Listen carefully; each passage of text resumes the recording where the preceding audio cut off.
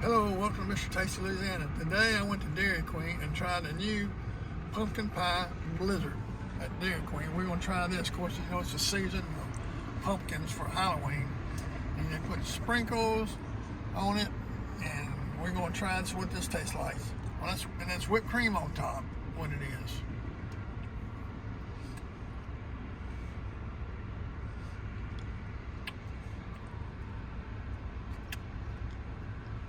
That's pretty good. You can taste it. Strong spice. It's good. It got crunchy, like crust in there. Cookie crust. Well, it's good.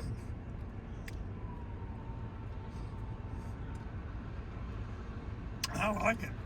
I'll recommend it. Obviously, from Dairy Queen. It's limited time only for the holiday season.